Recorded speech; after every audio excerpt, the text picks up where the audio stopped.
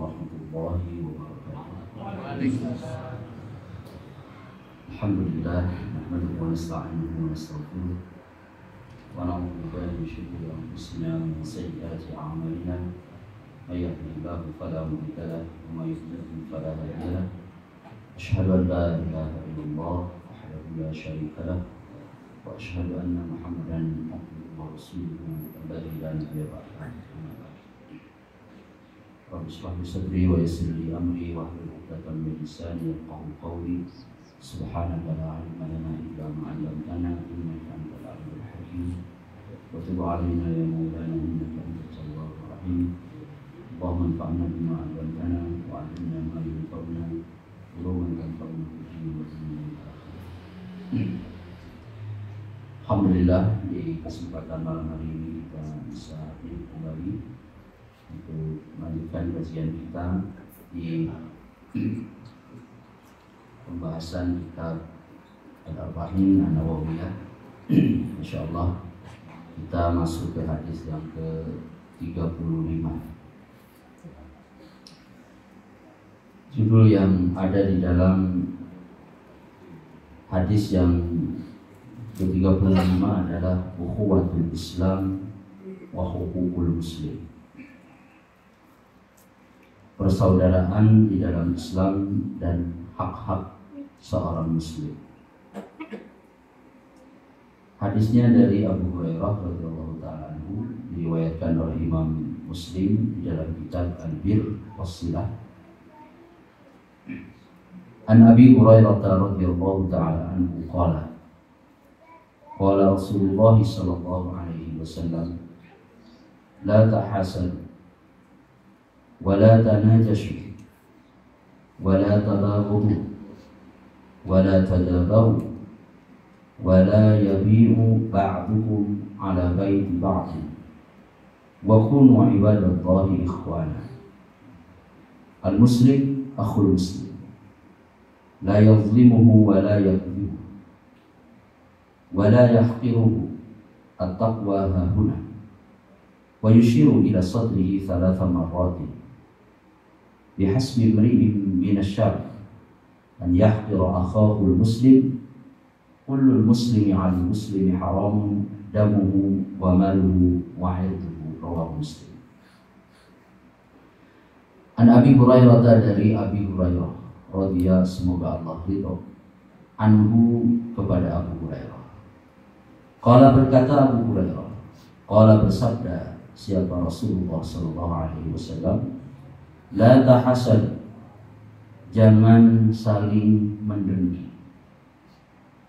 Asalnya la tatahasad, dibuang. Istama'at at-ta'ani ala wazni tafa'ala fasara tahasad. Asalnya tatahasad. La tahasad wa la tanabaju wa la tanabashu wa la tanajashu. Dan janganlah kalian melakukan tipu daya. Nanti ada hukum transaksi jual beli an-najash, yaitu jual beli ketika seseorang melakukan upaya memprovokasi supaya harga naik lebih dari min samanil misal. Itu namanya bai'un najash, bukan bai'un najis. Kalau najis, jual beli, transaksi jual beli barang yang najis, tapi najash. An-najash secara makna awalnya adalah al-khidnu wal khida wal irtifa wa ziyadah, yaitu melakukan tipu daya, rekayasa, menaikkan dan mengangkat harga dengan melakukan rekayasa. Itu namanya bai'un najash. Wala tabaghadu, dan jangan saling membenci. Aila tata'atau asbabat tabaghud, jangan saling mencari-cari ruang, kesempatan atau sebab untuk saling memunculkan rasa kebencian. Wala tadabar, janganlah saling membelakangi. At-tadabur manahu al-musaramah wal hajran, saling menjauhi. Makhudun min an yuwalli ar-rajulu sahibahu duburahu wa yu'idu anhu biwajhihi wa huwa taqatu. Yaitu tadabaru maksudnya di sini adalah seseorang berpaling dari saudaranya, memalingkan wajahnya dengan tujuan dan niat untuk memutuskan hubungan. Ada tadabbur. Wala yabi'u ba'dukum ala bai'i ba'd. Dan tidak juga seseorang melakukan jual beli atas sebagian yang lain di atas transaksi yang sudah terjadi di antara saudaranya. Ini al-bai' 'ala al-bai', menjual atau melakukan transaksi di atas transaksi yang sudah terjadi. Ini tidak boleh. Kemudian lagi kata Nabi Shallallahu Alaihi Wasallam, wa kunu ibadallahi ikhwana. Wa kunu, dan hendaklah ada kalian semuanya ibadallahi, menjadi hamba-hamba Allah, ikhwanan, sebagai orang-orang yang saling bersaudara. Jadilah menjadi hamba-hamba Allah yang selalu mengikat persaudaraan. Al-muslimu akhul muslim. Seorang muslim adalah saudara bagi muslim yang lain.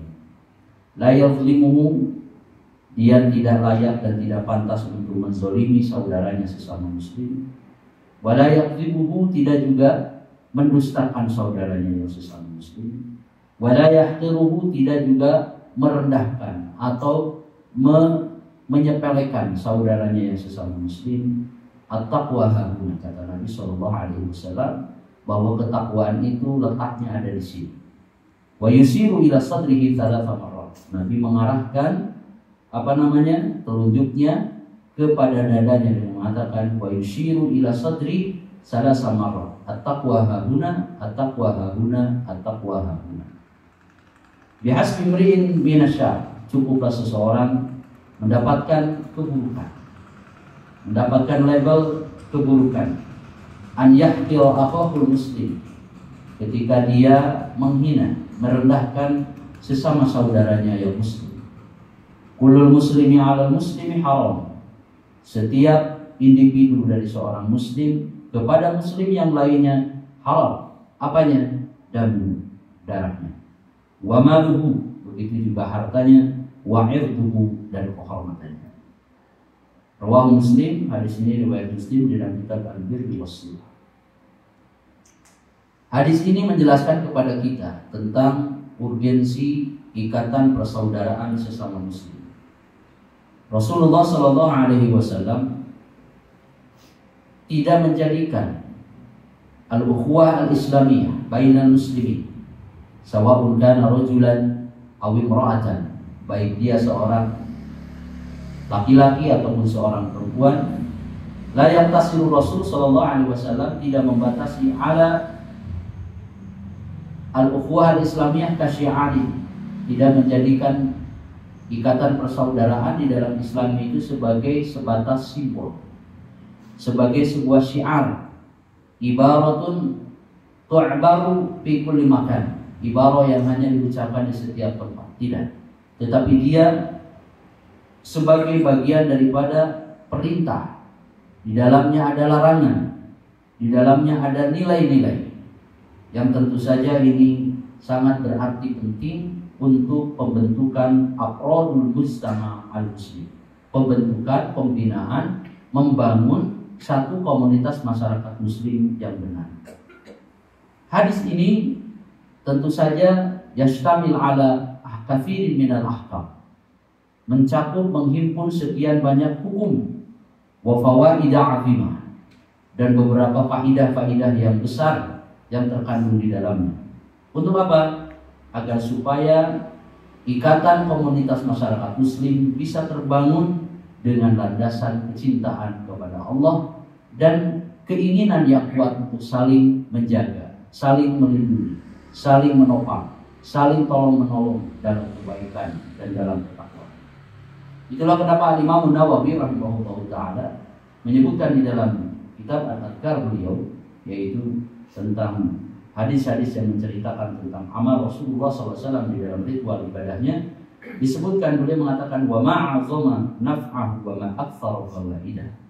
Betapa banyak sekali dan betapa agungnya faidah dan manfaat yang terkandung di dalam hadis ini. Imam Ibnu Hajar Al-Haytami rahimahullah ta'ala, salah seorang di antara ulama besar dari mazhab Syafi'i, mengatakan bahwa hadis ini mencakup sekian banyak mabadi wal maqasid. Mabadi berarti artinya adalah mabda. Mabda mana al-qawaid, prinsip-prinsip dasar dan tujuan-tujuan yang sangat fundamental di dalam Islam. Kekuatan Islam itu terbangun manakala ikatan ukhuwah, persaudaraan dan pemenuhan atas hak-hak saudara sesama muslim itu dapat terjalin dengan baik. Tidak ada kemajuan, tidak ada kejayaan, tidak ada pengembangan tatawur al-istimai, kemajuan yang bersifat sosial dalam komunitas masyarakat muslim, illa idza kana hadhihi as-silah wal ukhuwah ussisat ala al-iman wal islam wal yakin ala hukukil muslim. Di atas keimanan, di atas akidah yang benar, di atas kesadaran dan keinsafan setiap individu tentang pentingnya jalinan persaudaraan sesama muslim. Karena ada Islam mengatakan al-insan ibnu bi'adihi. Manusia itu anak daripada lingkungannya. Kemudian al-insan la yastati an ya'tazila wa yakfi bima indahu minazad. Orang tidak bisa berdiri sendiri mengandalkan apa yang dia miliki dengan segala perangkatnya. Tidak bisa. Dia pasti membutuhkan orang lain. Orang sekaya apapun, sesugih apapun, dia pasti lebih butuh kepada orang lain. Semakin dia punya perangkat banyak, perangkat kehidupan, dia makin butuh kepada orang. Maka di antara kata kuncinya adalah menjalin persaudaraan. Ini adalah satu kata kunci. Apa yang bisa kita ambil dari hadis ini dalam kesempatan yang sangat berkah? Yang pertama adalah tentu saja Nabi Shallallahu Alaihi Wasallam melarang kepada kita satu tindakan, satu sifat yang harus kita waspadai sebagai bagian daripada penyakit maradun wada'un idhal, penyakit yang mungkin banyak masuk dan dirasakan oleh mayoritas masyarakat muslim. Kita tidak bisa memungkiri hal ini.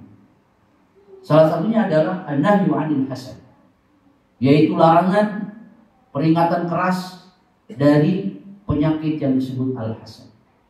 Penyakit hasad ini, iri dengki, adalah bagian penyakit yang seringkali kita ini, dalam tanda kutip, seringkali berupaya untuk mengabaikan hal ini.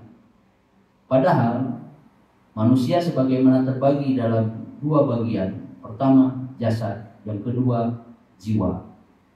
Kita sering memperhatikan hal yang berkaitan dengan urusan fisik, ya kan? Apalagi perempuan, skincare, manicure, pokoknya yang segala sifatnya fisik perhatikan betul. Kalau kita kadang-kadang laki-laki ya apa adanya lah, ngalir ya. Tapi terlepas itu semuanya, kita sering memiliki porsi yang lebih banyak tentang urusan fisik. Pakaian kita perbaiki dengan baik, aksesoris, badan kita, apapun kita perhatikan yang berkaitan dengan fisik kita. Tapi ada satu hal penting, bahwa protein, ya kan, daya imun, kekuatan yang harus kita jaga, kita rawat terkait dengan jiwa kita, sering kita abaikan. Hati kita, jiwa kita, dari berbagai penyakit, berbagai kotoran, berbagai noktah-noktah hitam yang ada di dalam kalbu, seringkali kita abaikan dan tidak kita perhatikan dengan baik. Salah satunya adalah al-hasad. Orang kalau bisa menjaga hasad ini, kan satu di antara bagian penting yang menjadi penyakit yang mungkin banyak dirasakan oleh manusia di zaman sekarang. Makanya di antara para ulama yang mengatakan awwalu jarimati urtukibat bis samai al-hasad wa awwalu jarimatin urtukibat bil ardi al-hasad. Pertama kali kriminal yang dilakukan oleh makhluk Allah di langit adalah apa? Hasad. Kaifa hada? Gimana ini terjadi? Iblis ketika diperintahkan sujud oleh Allah kepada Adam, saat itu dia menolak. Walaqad khalaqnakum tsumma, ya Allah surat Al-A'raf. Walaqad khalaqnakum tsumma sawwarnakum tsumma qulna lil malaikati isjudu li Adama fasajadu illa iblis aba an yakuna minas sajidin. Ketika Allah mengatakan, wahai iblis, sujudlah kepada Adam, fasajadu, Para malaikat bersujud illa iblis. Aba an yakuna minas sajidin. Dia menolak untuk menjadi bagian orang-orang yang sujud kepada Adam. Allah bertanya kepada iblis, qala ma mana'aka alla tasjuda id amartuk? Apa yang mencegah kamu untuk tidak sujud kepada Adam? Dia jawabannya, qala ana khairum minhu khalaqtani min nari wa khalaqtahu min tin. Bungkusnya kayak sombong, tapi di balik kesombongan itu ada apa? Hasad. Karena dia tidak senang kalau Adam ini yang hanya terbuat dan diciptakan dari tanah, sementara aku diciptakan dari api, yang menurut persepsi dia lebih mulia daripada Adam. Dia tidak senang kalau aku dirinya harus sujud kepada Adam. Khalaqtahu khalaqtani min nar wa khalaqtahu min tin. Maka langsung Allah qala fahbit minha fama yakunu laka an tatakabbar fakhruj innaka minas sagirin. Keluar dari surga, kau termasuk makhluk yang kecil. Tidak ada nilai, tidak ada value pada dirimu ketika kamu menyimpan kesombongan dan hasad di dalam hati. Bayangkan. Ini bagian penting yang harus kita perhatikan. Al-hasad itu kok manahu tamanni zawali nikmatil mahsud, yaitu berangan-angan, punya harapan, punya keinginan agar supaya nikmat yang ada pada orang yang dihasadi, pada orang yang kita jadikan iri dengki kepadanya, nikmatnya supaya hilang. Tidak senang kalau lihat orang lain itu bahagia. Tidak senang kalau lihat orang yang mendapatkan kemuliaan. Hatinya sakit. Ini orang yang tidak produktif kayak ini. Guru kami itu sering mengatakan, jadilah orang yang sibuk, tapi sibukmu harus produktif. Ingat-ingat, betul. Jadilah orang yang sibuk dan kesibukanmu harus produktif. Karena banyak orang yang sibuk, tapi sibuknya tidak produktif. Orang berantem itu sibuk, betul apa tidak? Waktu nggak tahu, cuma iwet, cuma ya kan? Tajam, sibuk dia. Walaupun sibuknya tidak produktif. Ya. Orang yang ingat guru saya mengatakan begitu. Orang yang berusaha mencari celah dan aib orang lain itu orang sibuk, tetapi kesibukannya tidak produktif. Jadilah kalian orang yang sibuk, tetapi sibuknya harus produktif. Teringat di aula di BPPN mengatakan begitu di balai pertemuan. Jadilah orang, ternyata rahasianya kalau kita bongkar, oh iya. Di antara kesibukan yang tidak produktif itu apa? Memikirkan, mencari tahu, mengorek-ngorek aib orang lain. Naudzubillah, sampai dia tidak senang kalau kemuliaan, kebaikan, nikmat, anugerah, kelebihan yang dimiliki orang lain ingin rasanya hilang dari dia. Syukur-syukur berpindah kepada dirinya. Naudzubillah. Ini ternyata masalah kita, masalah qalbi. Hasad. Apa yang disebut hasad? Tamani zawali nikmatil mahsud. Ada keinginan, berangan-angan namanya tamani. Ada raja, ada tamani. Kalau tamani itu menginginkan sesuatu, maka sesuatu yang mustahil bisa terjadi. Ya. Tapi kalau raja masih memungkinkan bisa terjadi.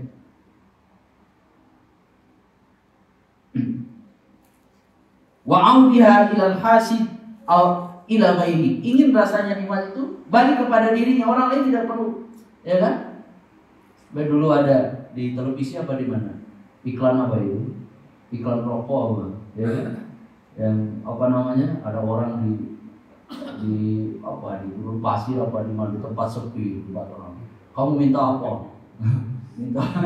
minta kekayaan melimpah langsung. Itu apa namanya, anekdot atau cerita ini aja sebetulnya. Tapi nilainya di situ apa namanya, unik sekali.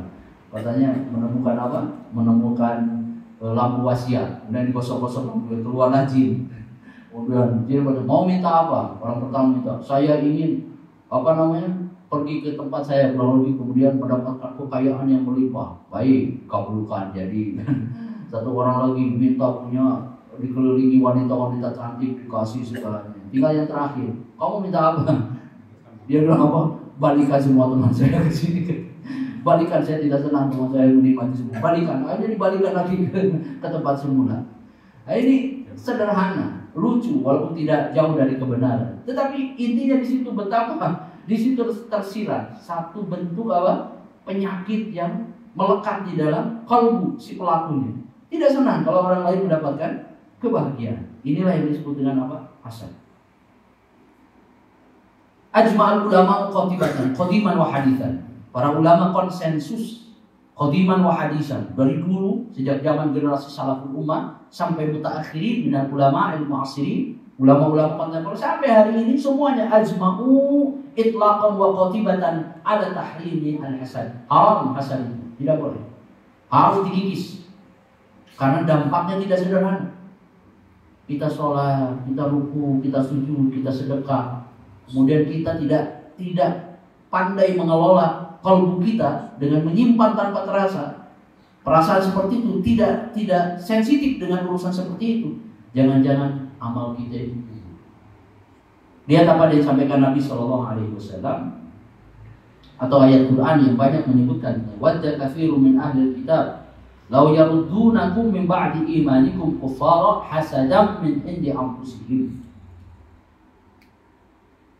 Orang-orang ahli kitab banyak sekali menginginkan agar supaya kalian kembali, orang muslim, Rasulullah, para sahabatnya kembali lagi ke zaman sebelumnya.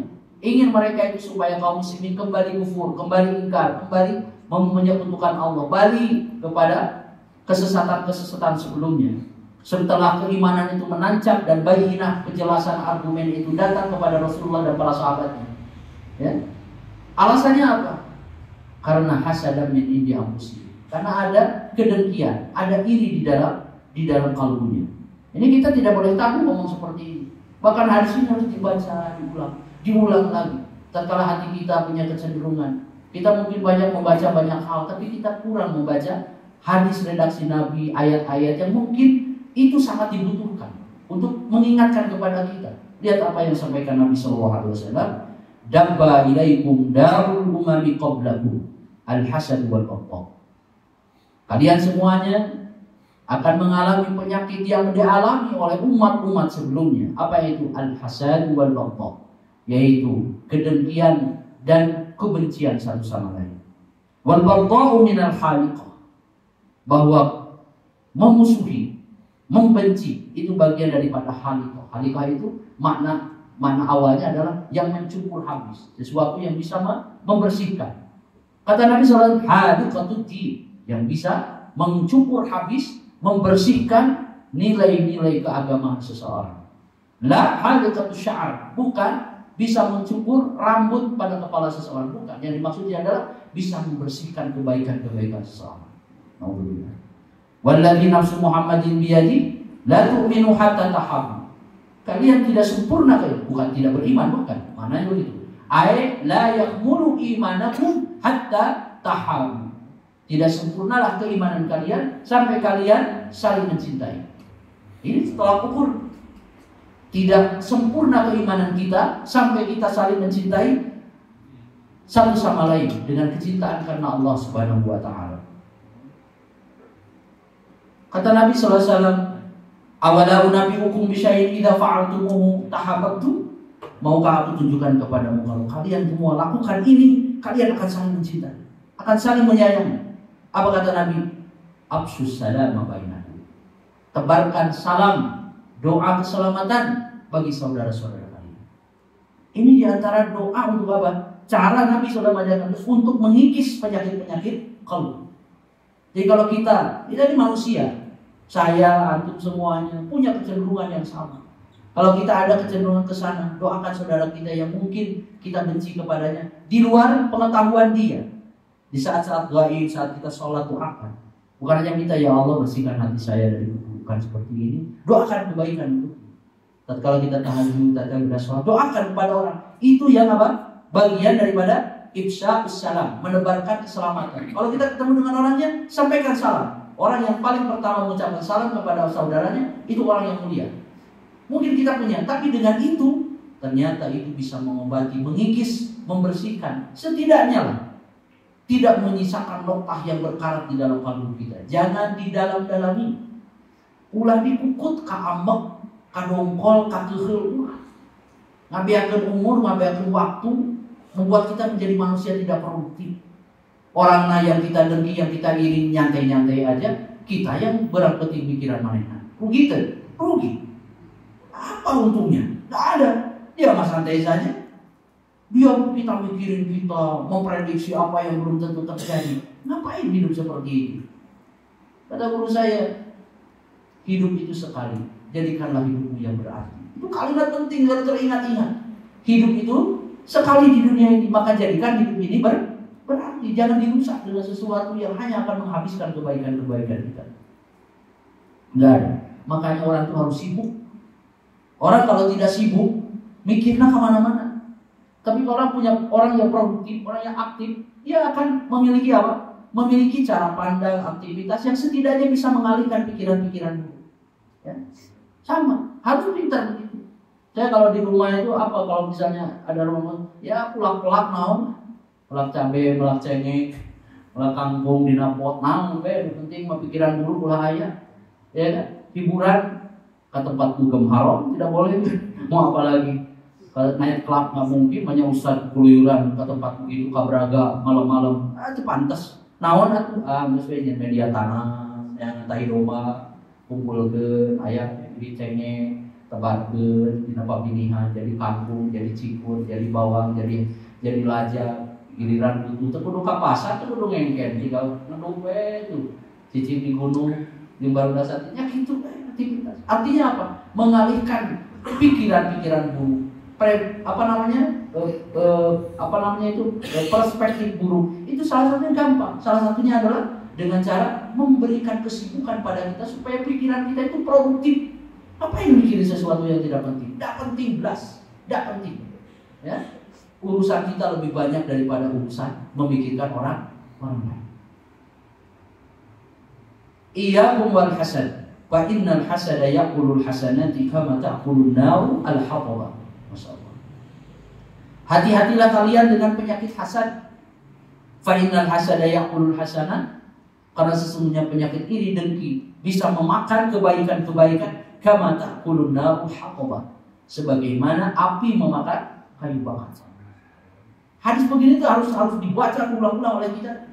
Tata hati kita mulai melenoy, mulai miring-miring, sudah ini banyak pikiran yang tidak produktif. Baca hadis ini. Ingat-ingatlah ancaman Nabi SAW supaya kita itu bangun. Ngapain kita seperti ini? Pernah dengar kisah hadis saya riwayat Ahmad, ya?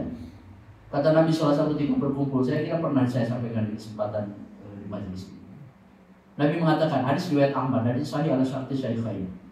Nabi mengatakan, aqala Anas bin Malik, hadis riwayat Ahmad. Qala Anas radhiyallahu taala anhu, kunna julusan ma'a Rasulillah sallallahu alaihi wasallam. Kami pernah duduk dengan bersama Nabi sallallahu alaihi wasallam. Ini hadis Nabi. Kemudian faqala Nabi sallallahu alaihi wasallam, "Yattali'u 'alaikum al-ana rajulun min ahli jannah." Akan datang kepada kalian sekarang seorang laki-laki yang akan menjadi penduduk surga. Oh, apa yang tidak ini senang? Laki-laki yang datang. Kemudian faqala rajulun minal ansar tantifu lihyatuhu min wudu'i. Datanglah seorang laki-laki dari Ansar, tantifu lihyatuhu min wudu'i. Mana tantif? Tantif yani tatasaqatu qataratil ma'i minal wudu'i tahta lihyatihi. Jadi curahan ataupun tetesan air wudunya masih menetes dari janggutnya. Tapi janggut orang Arab memang besar kan, 3 kuring 12 biji kan dari muludul. Orang Arab begini janggutnya. Jadi kalau bekas air wudunya indah, itu kayak percikan-percikan air gitu turun. Dan tipu liyatuhu min wudu'i, bekas air wudunya masih mengalir. Qad ta'allaqa na'laihi bi yadihi shimal, tangan kirinya masih menggenggam sepasang sendal. Orangnya sederhana, orangnya tidak menarik secara tampilan. Sederhana orangnya, masuk dalam sendal masuk ke masjid bawa sendal dengan tangan kirinya. Tidak ada yang percaya kalau orang itu yang disampaikan Nabi akan menjadi penduduk surga. Bayangkan, hadis riwayat Ahmad. Kemudian setelah itu pada makan al-yaum asani, ketika datang hari kedua, sahabat masih ngaji bersama Nabi besoknya. Kata Nabi, "Yattali'u 'alaikumul ana rajulun min ahli jannah." Akan datang kepada kita seorang laki-laki yang akan menjadi penduduk surga. Lalu kemudian orang itu apa? Orang itu datang lagi. Orang yang sama kemarin datang lagi sampai 3 kali. Salasa marrat. 3 kali datang ke masjid itu, laki-laki itu sama seperti yang disampaikan Nabi. Ada seorang sahabat bernama Abdullah bin Amr bin As radhiyallahu ta'ala anhu, putra daripada Amr bin As. Tahu Amr bin As penakluk Mesir. Ada di Mesir itu masjidnya Masjid Amr bin As. Kalau Ramadan itu, kalau yang jamaah Ramadan bacaan khatam Quran di 10 malam terakhir itu sampai 2-3 kilometer panjangnya jamaah. Abu Jibril yang menjadi imam dulu waktu saya di sana. Masjidnya Masjid Amr bin As, masjid pertama di Mesir, dibangun oleh sahabat mulia Amr bin As. Punya anak bernama Abdullah bin Amr bin As. Dia penasaran apa yang dilakukan oleh orang ini sampai Nabi mengatakan 3 kali. Akhirnya dia ikut menginap di rumahnya selama 3 malam, ingin dilihat apa amalan dia sampai Nabi mengatakan seperti itu. Kemudian dia melihat ternyata amalnya itu tidak ada yang istimewa, tidak ada amalan. Falam yarahu yaqumu minal laili syai'an ghayra annahu idza ta'arra taqallaba wa taqallaba ala firashihi dzakarallaha 'azza wa jalla wa kabbara hatta yaquma lis-salatil fajr. Tidak ada yang istimewa amal, tidak ada yang spesial. Bahkan di waktu malam selama 3 malam itu saya nginep di rumahnya, tidak sholat tahajud, bolak-balik. Hanya saja yang saya lihat itu ghayra annahu idza ta'arra, kecuali kalau dia saat membalik lilir, bahasa orang ketika lilir itu apa? Membaca zikir, dzakarallaha, astagfirullahaladzim, lilir sudah kabbar, bertakbir, astagfirullah, sampai subuh. 3 malam berturut-turut orang itu. Illa ghayra annahu idza ta'ara wa taqallaba kabbar, dzakarallaha wa kabbar. Hatta yaquma li salatil subuh, baru pergi melaksanakan salat. Qala Abdullah, itu satu. Yang kedua, ghayra anni lam asma'hu yaqulu illa khaira. Kalau siang saya amati dia selama 3 hari itu, kalau ngomong tidak ada perkataan dia yang jelek. Perkataannya baik. Ya ngomong yang baik-baik aja, normal-normal saja. Tidak ada perkataan buruk baginya. 2. Falamma madat as-salatu layali, ketika berlalu 3 hari inap di rumahnya, wakiltu an ahtakira amalah, saya hampir saja menyepelekan, merendahkan, menganggap kecil amalnya. Alah, cuma begini ternyata amalnya. Tapi dia masih menyimpan penasaran, kenapa Nabi mengatakan 3 hari berturut-turut bahwa ada orang laki-laki yang akan menjadi penduduk surga, yang masuk dia terus. Itu yang belum terjawab. Faqultu ya Abdullah, baru inni lam yakun baini wa baina abi ghadabun wala hajrun. Saya tidak ada pertikaian antara saya dengan bapak saya sampai harus menginap di rumah, tidak ada. Walakin sami'tu Rasulullah sallallahu alaihi wasallam yaqulu laka thalatha mirarin. Tapi saya mendengar Nabi 3 hari berturut mengatakan ya tali'u alaikumul ana rajulun min ahlil jannah. Akan datang kepada kita sekarang laki-laki yang akan menjadi penduduk surga. Fatala'ta anta thalatha mirarin. Yang keluar masuk ke masjid, kamu itu terus-terusan. Apa ini? Fa'aradtu an awiya ilaika di'andura ma'amaluka fa'ahda diyabi. Maka saya ikut menginap di rumahmu untuk melihat apa amalmu supaya saya bisa mencontoh. Nih kalimatnya, supaya fa'ahda diyabi iktada yaktadi iktida, supaya saya mengikutimu. Maka mencontoh itu penting. Kata Syekh Al-Malibari mengatakan, tashabbahu birrijali illam takunu mithlahum, inna tashabbuha birrijali falahu. Mencontohlah, bercerminlah kepada orang-orang hebat, orang-orang besar, orang-orang alim, orang-orang saleh, orang ahli ibadah, orang-orang yang betul-betul spesial di mata Allah dan di mata makhluknya. Tashabbahu illam takunu mithlahum, sekalipun kamu tidak bisa seperti mereka derajatnya. Contohlah Nabi, contohlah salaful ummah yang terbaik, sekalipun kamu tidak bisa menyamai mereka. Inna tashabbuha birrijali falahu. Sesungguhnya mencontoh mereka, berusaha mendekati keamalan-amalan mereka, ada kebahagiaan, ada kesuksesan, ada keselamatan. Fa'aqtadiya bi, agar supaya aku bisa mencontoh. Falam araka ta'malu katsira amal. Saya tidak melihat amalmu yang banyak, tidak ada. Faman ladzi balagha bika ma qala Rasulullah. Apa yang membuat Nabi SAW mengatakan seperti itu? Qala ma wa illa ma ra'ait. Ya, itu yang kamu lihat ya cuma itu saja amal saya, kata laki-laki tersebut. Falamma wallaitu da'an, dan pamitan pulang. Abdullah bin Abdul Mas, ketika tidak jauh di tempat itu, da'an, ya rajul ta'an, ke sini. Dipanggil oleh laki-laki tersebut, mengatakan, ma huwa illa ma ra'aita ghayra anni lam ajidu fi nafsi li ahadin minal muslimina ghishya. Betul, amal saya tidak lebih seperti apa yang kamu lihat, tapi saya punya amalan lain. Apa itu?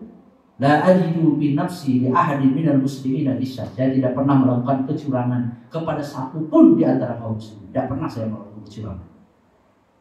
curang dalam dagang misalnya, curang dalam ujian, curang dalam belajar. Sekarang kecurangan di mana-mana. Mau masuk kerja ada kecurangan, mau ujian kecurangan, di ranah pendidikan apapun sekarang kecurangan bertebar. Gis namanya. Saya tidak pernah melakukan kecurangan kepada salah seorang dari kaum muslimin. Wala ahsudu ahadan ala khairin a'tahu Allahu iya. Saya tidak pernah menyimpan rasa dengki, iri dengki kepada saudara saya atas kebaikan yang Allah berikan kepadanya. Tidak pernah saya. Berarti amalnya amalan kojonya amalan hati. Ya, amalan hati. Ya amalan kolbu. Makanya kata para ulama, syariat yang kita jaga ini perlu harus mencontoh Nabi, harus ikhlas karena Allah.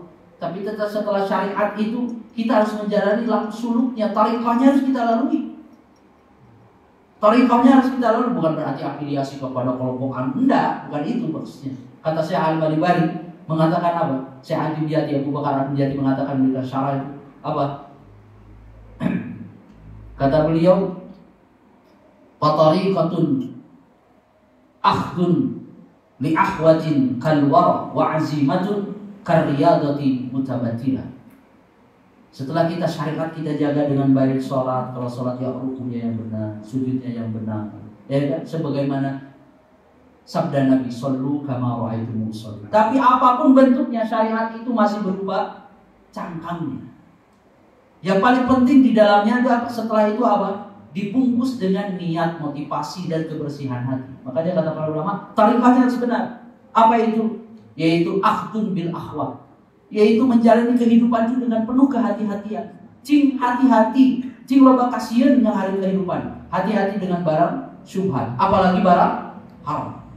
Kalau wara, orang harus punya sifat wara. Supaya apa? Supaya kita bisa memanage hati kita. Akhdun bil akhwati kal wara wa azimatun, dan punya tekad kuat. Seperti apa? Karena riyadhah, harus punya riyadhah. Harus punya laku suluk. Banyak zikir, banyak istighfar, udang puting, kental pejit, tirakat. Tapi untuk apa? Azimah. Orang ada kadang-kadang azimah ada lemah. Niat puasa mulai Senin sampai Kamis, jam 8 diajak nggak yuk, batal. Azimahnya lemah. Padahal kata kunci tarikah itu setelah syariat kita melalui, lakukan itu apa? Wara dan riyadhah. Baru nanti hati kita, syariat sudah kita benarkan sesuai dengan petunjuk Nabi SAW. Kemudian setelah itu tarikah kita, dalaman kita perbaiki. Nah salah satunya adalah orang ini kalau lihat dari apa? Ibadahnya biasa-biasa saja. Tidak lebih. 3 malam berturut-turut tahajud. Biasa saja. Tapi subhanallah ada mutiara yang tersimpan di dalam kalbunya. Apa itu? Tidak ada niat dan motivasi keinginan untuk melakukan kecurangan kepada orang lain. Tidak pernah menyimpan iri dengki kepada saudaranya. Faqala Abdullah, sampai Abdullah bin Amr mengatakan, "Hadhihi allati balaghat bika wa hiya allati la tatiq." Inilah yang membuat kamu sampai pada derajat seperti yang dikatakan Nabi, dan amal ini amalan yang kami juga berat melakukan, kata beliau. Berat sekali. Karena bisa masuk ke dalam semua lini. Terpaduli ustaz, terpaduli kiai, terpaduli habib, terpaduli siapapun. Kalau tidak hati-hati menjaga hati, penyakit hasad, iri dengki semakin popularitas naik, semakin kepentingan besar, keinginannya semakin besar, penyakit itu tidak akan semakin mudah masuk dan menggoda manusia. Caranya itu tadi, Nabi sudah memberikan triknya. Pertama, afsus salam, tebarkan doa-doa keselamatan. Manusia mempunyai keinginan seperti itu, ada kecenderungan. Caranya bagaimana? Harus diobati. Untuk supaya kecintaan kepada saudara kita itu apa? Tumbuh. Tahaju. Berbagi hadiahlah. Kalau kan orang mungkin kita merasa ada sesuatu, sesekali kita bawa hadiah buat dia. Saya hadiahkan untukmu. Untuk apa? Mengikis perasaan seperti itu. Ngirim naon, kayak kurung sampel, kurung jantung, datangkan keimanan. So, perasaan itu akan mulai hilang. Ternyata orang itu akan berpikir, Masya Allah, orang itu yang saya perkirakan orang itu buruk, jelek, ternyata orang itu tidak pernah saya pikirkan orang itu baik sekali di luar prediksi dan sesuai perkiraan saya. Cuma kadang-kadang kita bermain dengan perasaan kita terus, gulu perasaan, gulu persepsi yang dibangun oleh kita sendiri, padahal belum tentu produktif. Ini penting sekali. Jadi ancaman ini sangat besar sekali dari Nabi SAW. Apa hikmah tahrimi? Kenapa Nabi mengharamkan itu semuanya? Ya. Annahu i'tiradun 'ala Allah wa mu'adatun lahu haitsu an'ama 'ala ghairihi ma'a muhawalatihi naqdha fihi ta'ala wa izalati fadlihi. Masyaallah. Kenapa hasad ini diharamkan, mutlak haram? Kenapa? Kalau kita renungkan, kita naikkan levelnya, bukan pada tataran kemanusiaan, bukan. Naikkan levelnya, grade-nya kita naikkan pada tingkatan ilahiyah. Kita tahu semua yang terjadi di alam raya ini semuanya itu adalah apa? Bekas dan asar perilaku Allah. Betul apa tidak? Allah itu kan Rabb yang punya sifat rububiyah, selain kita uluhiyah. Kewajiban kita menyembah Allah karena Dia itu layak untuk disembah. Tapi Allah itu punya sifat rububiyah. Apa rububiyah? Segala perbuatan Allah. Mengangkat derajat, merendahkan, mencukupkan, mengurangi, menghinakan, memuliakan, mematikan, menghidupkan, menggiring rezeki, mengawal hujan, menggiring angin, menuakan, melahirkan. Sibuk. Kulla yaumin huwa bisya'an. Setiap waktu, setiap hari Allah berada dalam kesibukan yang tiada tara. Allah. Berarti Allah itu punya rububiyahnya, seluruh perbuatan Allah. Di antara perbuatannya adalah mengangkat, melebihkan, mengurangi. Ada saudara kita yang diangkat derajatnya, diberikan kelebihan jabatankah, keturunankah, materikah, kelebihan ilmukah, kesungguhan ibadahkah, lebih dia dibanding kita. Itu perbuatan Allah bukan?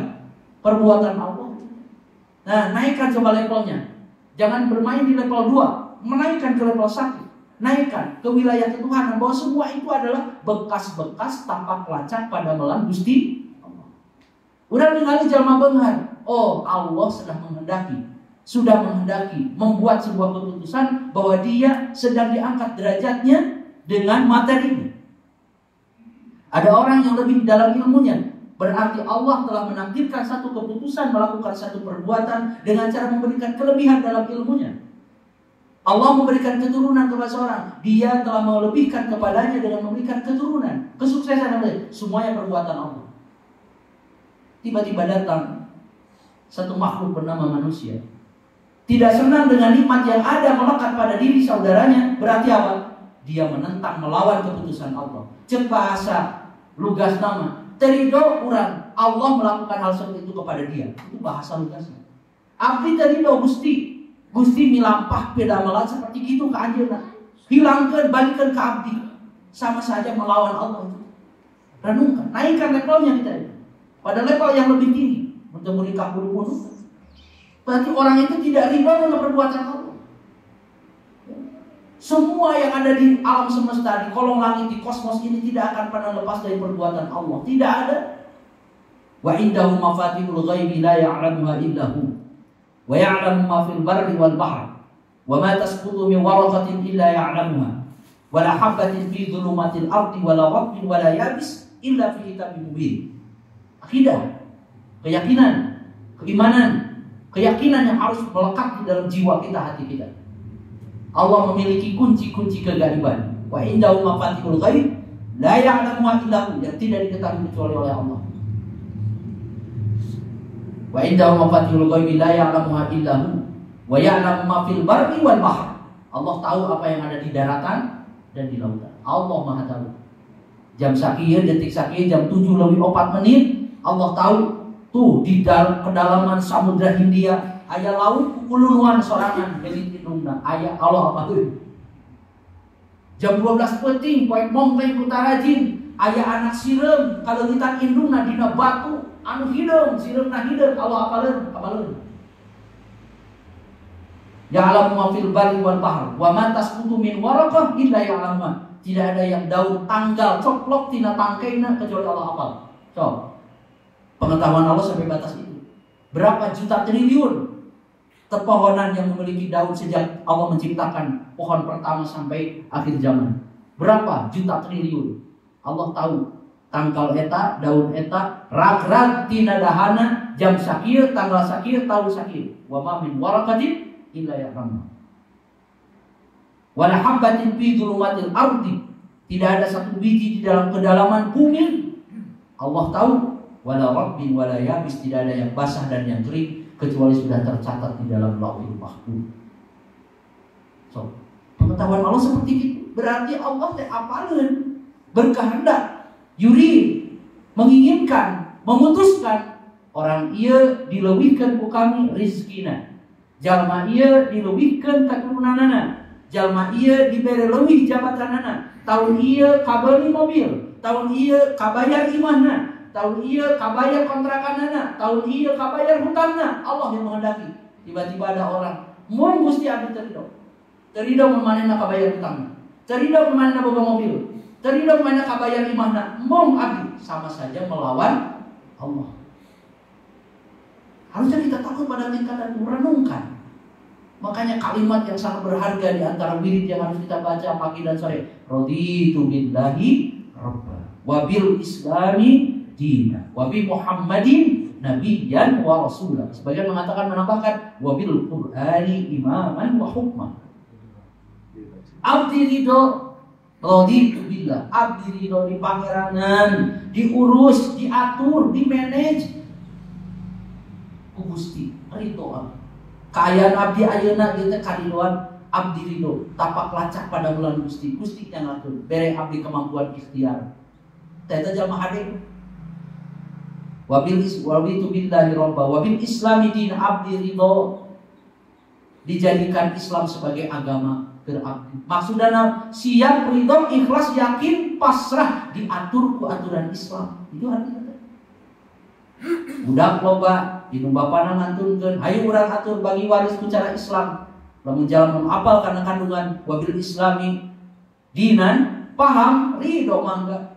Lalaki satanggungan awewe sagandongan ridho Gusti mangga teuing.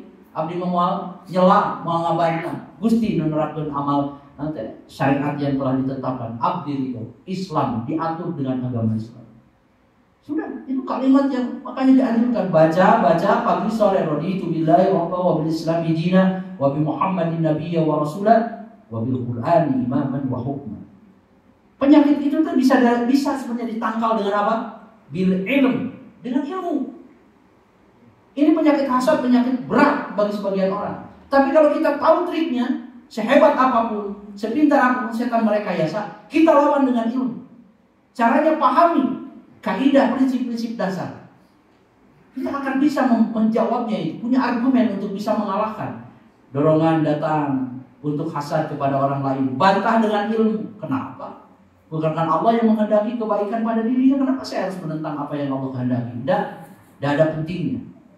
Palingkan dengan amal kita, sibukkan dengan sesuatu yang produktif supaya pikiran kita tidak melulu memikirkan hal itu. Penting itu. Aksama ahlul hasad. Ada beberapa segmen-segmen orang-orang yang memiliki sifat hasad. Yang pertama adalah kismun yas'a fi zawali ni'matil mahsudi bil baghi alaihi wa bil qawli wal fi'l. Summa minhum man yas'a fi naqdi dhalika ila nafsi. Wa minhum man yas'a fi izalati ni'mati minal mahsud min ghairi naqdi ila nafsihi wa huwa syarruhuma wa akhbathuhuma. Yang pertama adalah sekelompok orang, bagian kelompok pertama adalah orang yang berusaha untuk menghilangkan nikmat dari orang yang dihasadi. Usahakan kumaha carana supaya manehna teu meunang kana kanikmatan. Diupayakeun. Energinya dicurahkan supaya dia tidak jadi, supaya dia jatuh, supaya dia menjadi hina. Gimana caranya? Orang keterlaluan. Kemudian dia berusaha supaya nikmat itu pindah kepada dirinya. Hadza min asyarru al-hasad wa akhbathuha. Ini bentuk hasad yang paling fatal. Diusahakan untuk hilang, kemudian setelah itu diupayakan untuk pindah kepada dirinya. Alhamdulillah. Allahumma qadna min al-hasad. Wa qismun akhar minan nas, bagian yang kedua adalah idza hasada ghairuhu lam ya'mal bi muqtada hasadi wa lam yabqi 'ala al-mahsud bi khalin wala fi'l. Ada orang yang memang ada kecenderungan dan ada keinginan untuk melakukan hasad seperti itu, tapi tidak dia tunjukkan dengan perbuatan, dia tidak tunjukkan dengan apa? Dengan perkataan, dipendam. Ada orang seperti itu. Walam yabqi 'alal maqsud bi qaulin wala fi'l. Tidak ada keniat dia untuk apa? Melakukan tindakan-tindakan baik perkataan, perbuatan supaya nikmatnya hilang. Tidak, dipendam. Ini orang seperti ini, apakah bisa? Kalau dia bisa memerangi dengan baik, tidak melakukan, tidak menumpahkannya dengan perilaku dan perkataan, sebagian ulama mengatakan Hasan al-Basri wa yakunu maghluban ala dzalik fala ya'tham bihi. Selama orang itu ngempat betul, ngobati sekuat mungkin, tidak jadi dosa. Karena itu tadi, setiap orang punya kecenderungan yang sama. Waqis mansarisun idza wajada fi nafsil hasan sa'a fi izalati. Yang ketiga lebih utama lagi, bukan hanya empat, diusahakan untuk sifat itu hilang bil ilmi wal amal, dengan ilmu dan dengan amal dihilangkan. Wa bil ihsani ilal maqsud bi ibda'il ihsani ilaihi wa du'a lahu wa nasri fadaihi. Bukan hanya tidak ada keinginan untuk hilang, tapi diupayakan untuk apa? Untuk diobati. Setelah diobati, bahkan berbuat ihsan kepada orang yang dia dengkikan. Misalnya dia berbagi hadiah, dia tidak tahu, dan kita kirim, ya punten, kurung sampo, jadi, aduh ngatur nuhun, jasa kalau sekali, dua kali, lama-lama mikir, ternyata nikmat oge, ya kan? Dengan melepaskan beban-beban kotornya, ternyata nikmat Pak, pagi di jalan, alhamdulillah masih senyum. Ternyata selama ini yang kita anggap dia itu buruk kepada kita berikan sentuh hatinya, kita dekati, ternyata tidak seburuk yang kita duga. Ternyata alhamdulillah yang mau melewat ke imana ke Balukbang Timur sepupu kuring. Jadi jalan macam kudu Balukbang Timur aja. Kudu banglas hirupna. Ulah ngotok ngowo yang uruskan perkara untuk produktif. Lewat ke pun gimana teu nyaman. Papanggi teu nyaman. Aon hirup tidak gitu. Teu ngeunah teh. Cing banglas si Balukbang Timur aja. Pun biar hirup mana aja kudu Balukbang Timur. Kudu banglas hirup. Ulah aya gantan kakaitan. Nah sebab itu yang akan membuat kita selamat di akhirat itu salah satunya apa? Illa man atallaha biqalbin salim. Kedua ibadah kurang can beres, rukuna can bener sesuai dengan batas ilmu kan gitu kan berproses.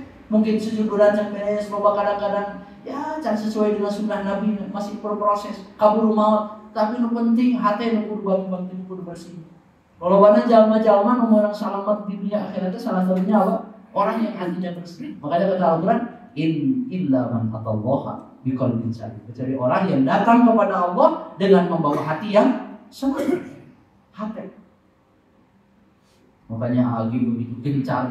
Tiba heula eta nguruskeun manajemen kolbu lebih ka ayeuna teu beres-beres. Terus dan itu PR besar ya tam. PR besar setiap manusia, setiap waktu, setiap saat, setiap detik. Bisikan setan itu akan selalu datang kepada kita. Berarti kita harus nambah ilmu, nambah pengalaman, cari cara. Semakin tantangan banyak, maka caranya harus semakin baik. Kata Nabi Shallallahu Alaihi Wasallam di dalam hadisnya berikutnya, la tahasadu, wa la tanajashu. Janganlah kalian saling apa namanya? Wa la tanajashu. Apa itu najis? Wa huwa an yazida bi samani sil'atin yunadi 'alaiha bis-suqi wa nahwi. Yaitu transaksi yang dilakukan dengan cara rekayasa untuk melakukan apa? Melakukan menaikkan harga. Ini namanya bai'un najis. Dulu kita sering kalau ada tukang obat pinggir jalan, ya kan? Dia menawarkan obatnya, obat apa saja. Ternyata dikerumuni banyak orang. Setelah kita tahu kadang-kadang yang berkerumun itu babaturanana. Lain rek meuli babaturanana nu ngariung teh marorok teh. Ulah pinu. Ayeuna kita mah kita ikut aya naon. Itu babaturana 10 jelema marorok kabeh. Bahkan aya nu nawar, itu namanya bai'un najis. Artinya apa? Menaikkan apa? Harga, ya kan? Yuridu an yazida bisil'atin yunadi alaihi bis-suq. Untuk apa? Untuk menaikkan popularitas pedagangnya. Untuk menaikkan apa namanya itu harga supaya dibeli dengan harga yang lebih. Ya kan? Nah ini dengan melakukan rekayasa. Ini dalam agama banyak, karena hal seperti ini akan mengakibatkan apa yang disebut dengan apa? Mengakibatkan goror atau apa? Melakukan kerugian kepada konsumen. Misalnya kan kita beli begini, diriung 10 jelema, 20 jelema, cek saurang. Pak, ieu sabaraha? Cek dagang nanti cenah. Iya 20.000. 20.000. Aduh Pak, mah 20.000 Pak. Kok beli tapi 18.000. Padahal sebetulnya harga nanti ngarumpul 7.000. 7.000. Cuk ieu Pak, abdi 18.000 kok begitu. Padahal sebetulnya harganya tidak seperti itu. Akhirnya kita yang tidak tahu, segitu. Wah, air nawar lebih murah 15.000. Meser. Kita beli dengan harga 15.000 dari harga 20.000 yang ditawarkan. Padahal itu pun sudah direkayasa supaya harganya naik. Berarti kan merugikan konsumen kayak gitu. Ini namanya bai'un najis. Hukmuhu haram ijma'an 'alal 'alimi bin nahi. Hukumnya haram secara mutlak, secara ijma' konsensus bagi orang yang tahu tentang larangannya.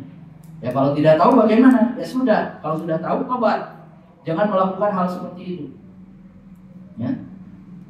Sawa'un kana bi muwata'atil ba'i am la, baik itu berdasarkan kesepakatan penjual ataupun tidak. Li'annahu gisyun wa khadi'ah, karena itu adalah kecurangan. Karena itu adalah tipu daya, rekayasa. Wa huma muharraman, keduanya adalah diharamkan. Lihat bagaimana Islam menjaga transaksi jual beli, dijaga supaya tidak terjadi unsur kecurangan, unsur merugikan. Dijaga betul dalam transaksi. Kenapa? Ya itu tadi, karena jual beli itu kaitannya dengan barang, dengan jasa yang akan mungkin dinikmati masuk ke dalam perut. Halal haram itu sangat penting, ya kan?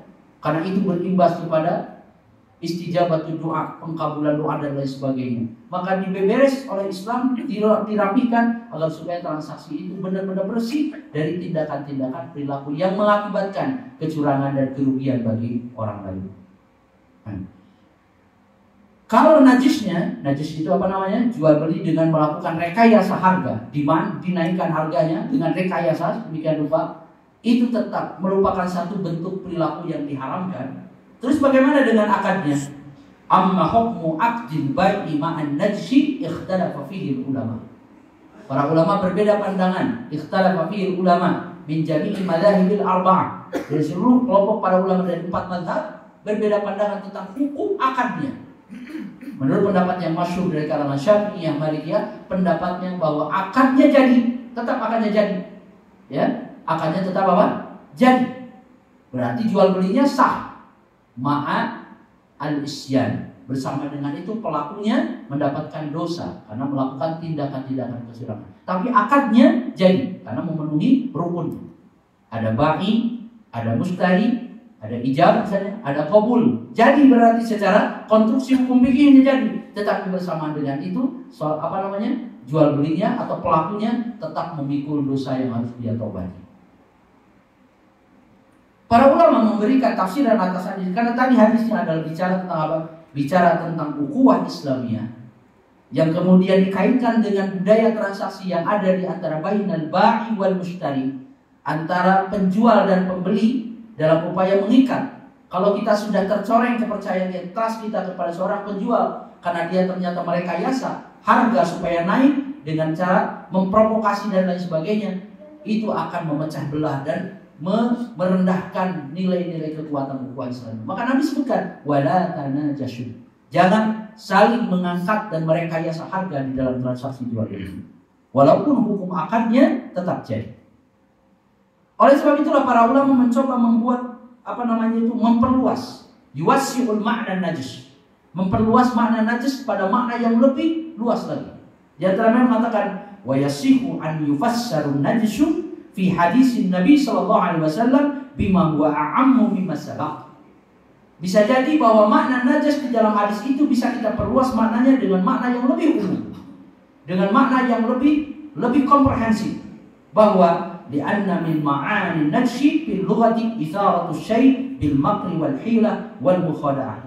Karena secara bahasa makna najis adalah, secara etimologi adalah isaratu syai' bil makr, mendahulukan, menyebarkan sesuatu dengan cara tipu daya, rekayasa, dan melakukan apa? Melakukan penipuan, penyamaran kepada orang lain supaya tidak sadar dengan apa yang dia lakukan. Maka oleh sebab itulah maknanya adalah wala tatakhada'u wala yu'amilu ba'dukum ba'dha bil makr wal ihtiyal. Berarti maknanya adalah jangan saling menipu, jangan saling merekayasa keburukan, jangan saling berbuat muamalah sebagian kalian di antara sebagian lain dengan cara makar dan ihtiyal. Hilah di dalam agama itu dilarang.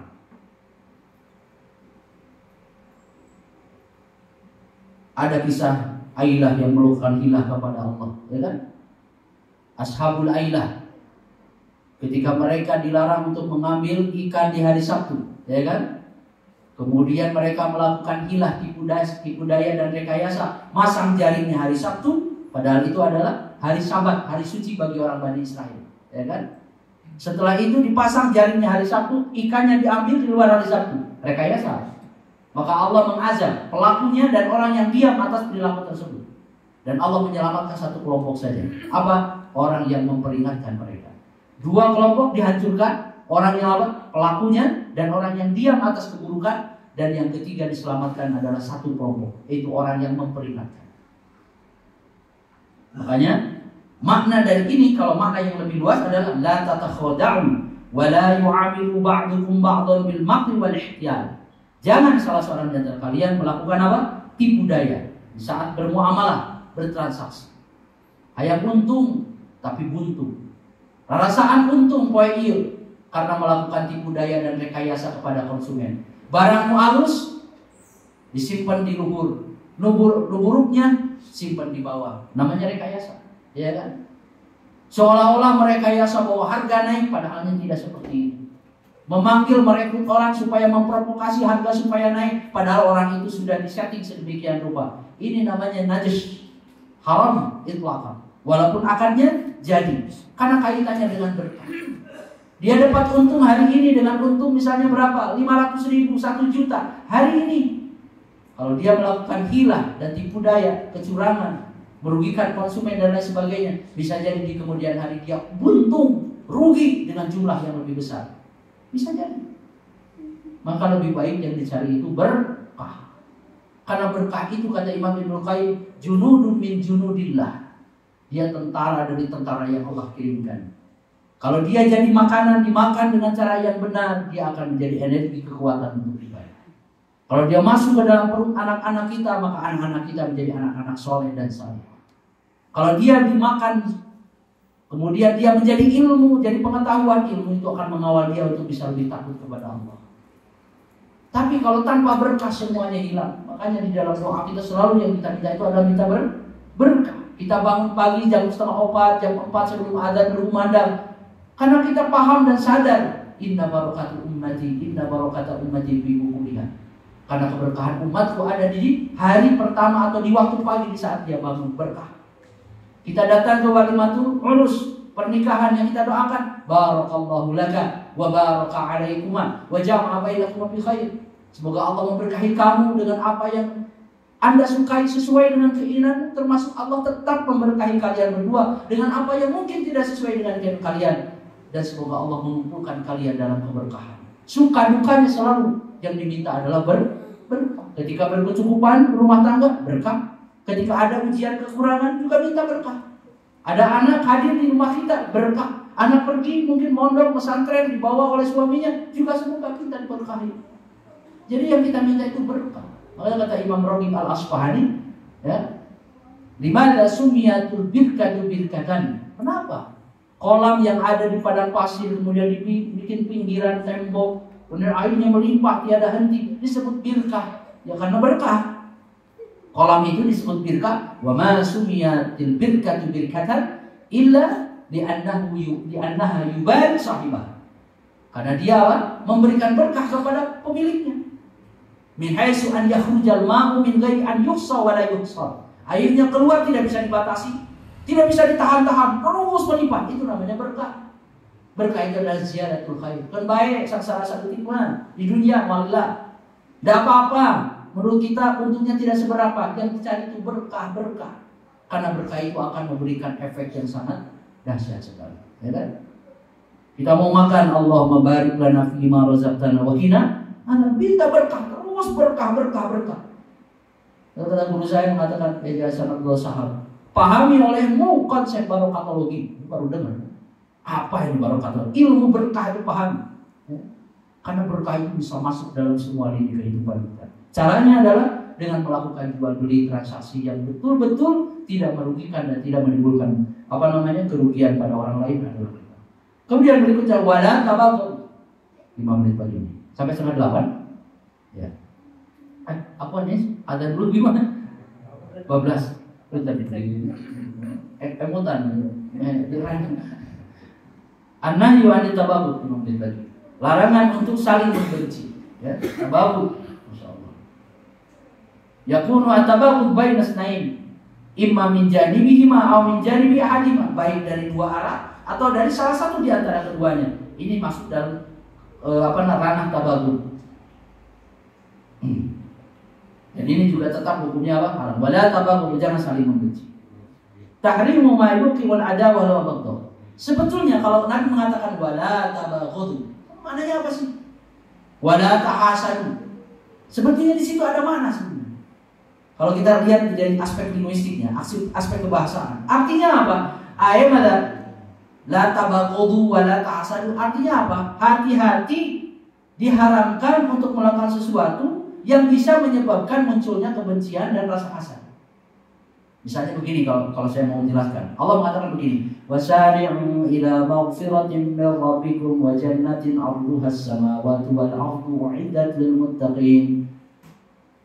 Bersegeralah kalian, wasari'u ila maghfiratin min rabbikum, menuju ampunan Allah, wa jannatin, dan menuju surga yang luasnya seluas langit dan bumi. Apa yang dimaksud? Lihat beberapa tafsir. Kata sebagian tafsir mengatakan apa? Wasari'u, bersegeralah engkau untuk apa? Wasari'u ila maghfirah ay ilal asbabil lati tuwassiluka ilal maghfirah. Bersegeralah engkau untuk mencari sebab. Karena maghfirah itu buah. Surga itu adalah natijah. Surga itu adalah hasil. Tapi yang kita perlu pikirkan adalah sebab yang bisa mendapatkan maghfirah. Sebab-sebab, perangkat, jembatan, wasilah minal wasail allati tuwassiluna ilal maghfirah wa ilal jannah, yang bisa menyampaikan kita kepada surga dan kepada ampunan Allah. Oh, berarti sebabnya yang kita pikirkan. Apa yang menyebabkan munculnya kebencian? Apa yang menyebabkan munculnya hasad dan kedengkian? Sebabnya yang harus kita pikirkan. Makanya tahrimu ma yuqi'ul adawata wal baghdha, diharamkan untuk melakukan sesuatu yang bisa mengakibatkan apa? Permusuhan dan kebencian. Oleh sebab itu, sebab-sebab itu harus kita hindari, ya kan? Kalau ada sesuatu, ya kan, yang perlu dibicarakan, bicarakanlah. Simpan masalah di atas meja, jangan disimpan di bawah meja. Kemudian didalam-dalami, dibangun dengan persepsi sendiri, itu tidak akan selesai. Saya ngurus pesantren sudah 15 tahun. Prinsip kita, kalau ada masalah, simpan di atas meja, dongkrak di ujung meja, udah di kolong meja, betul apa tidak? Dongkrak di ujung meja, beres kita, selesai. Urusan kita selesai. Ada masalah apapun, ada kondisi apapun, simpan di atas meja. Ayo kita berdebat panjang di atas meja. Selesai satu, salaman, bismillah. Udah. Kenapa? Karena kita sadar di atas kepala kita itu masalih aman, bukan kepentingan pribadi. Di atas kepala kita itu apa? Santri, pikirkan. Tuh santri tinggal dipikirkan. Masalah umat, masalah dakwah, ulah pikirkan diri sendiri. Nggak ada ujungnya kalau pikirkan sendiri. Di atas kita ada ukhuwah yang tidak bisa dirobek dengan apapun. Dia masih sholat, dia masih syahadat dengan kita. Kita masih sama-sama beriman. Kenapa bisa dirusak dengan sesuatu yang tidak penting?